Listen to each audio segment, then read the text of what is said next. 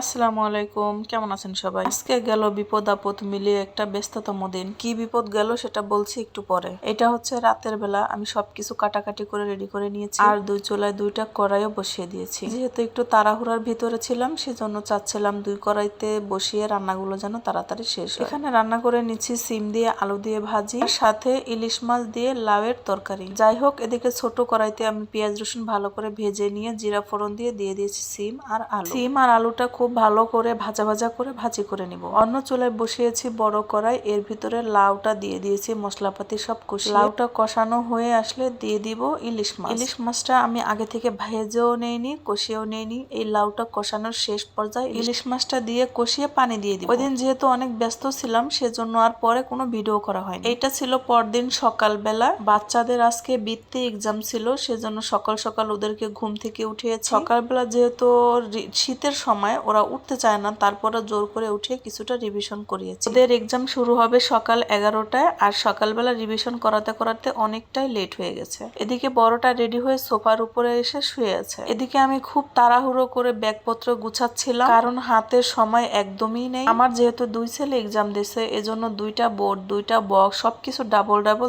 আমার নিজের সেফটির জন্য সবকিছু ব্যাগের ভিতরেই ঢুকিয়ে নিচ্ছি। এক্সাম হলের সামনে গিয়ে ওদেরকে সব বের করে দিয়ে দিব।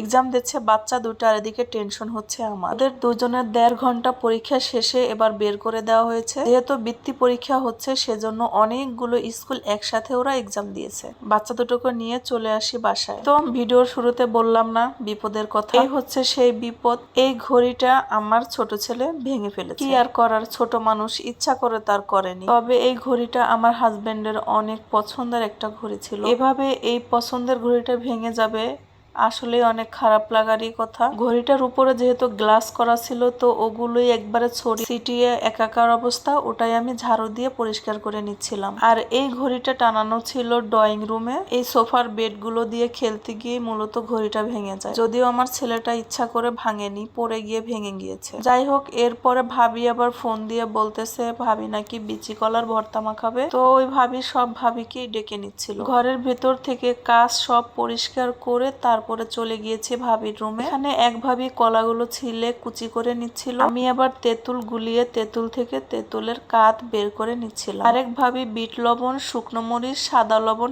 একসাথে গুঁড়ো করে নিচ্ছিল। আমার তেঁতুলের কাঠ গোলানো হয়ে গেলে চলে এসেছে আরেক ভাবি। এবার দুজনে মিলে কলার বিচিগুলো বেছে নিচ্ছিলাম। এরপর চলে এসেছে আরেক ভাবি, সে এসে কলাগুলো দিয়ে মাখামাখি শুরু করে দিয়েছে। ফার্স্টে ভাবি তেঁতুলের কাঠগুলো দিয়ে কলাগুলো খুব সুন্দরভাবে মেখে নিয়েছে। এরপরে দিয়ে দিয়েছিল আগে থেকে মেখে রাখা বিট লবণ, সাদা লবণ আর মরিচের গুঁড়া। ভাবি খুব সুন্দরভাবে মেখে নিচ্ছিল, আর দেখেই মনে হচ্ছিল খেতে অনেক টেস্টি হবে। এখানে আমাদের এক ভাবি মিসিং ছিল, তো ওনার জন্য বাটিতে কিছুটা রেখে দেওয়া হলো। এরপর আমরা খুব মজা করে খেয়ে নিচ্ছিলাম। তেঁতুল খাবো আর তেঁতুলের বিচি ফেলে দেব, সেটা কি করে হয়? ভাবির রুমে তেঁতুলের বিচিটা ভেজে নিচ্ছিলাম। এরপরে দেখলাম ভাজা হয়নি, সবাই আমার রুমে চলে এসেছে, পরে আবার আমার রুমে ভেজে নিচ্ছিল। এরপরে সবাই আমাদের রুমে চলে আসলো, আর সবার জন্য একটু চা রেডি করে নিচ্ছিলাম। এর জন্য এই পর্যন্তই, দেখা হবে নতুন একটা ভিডিওতে। আল্লাহ হাফেজ।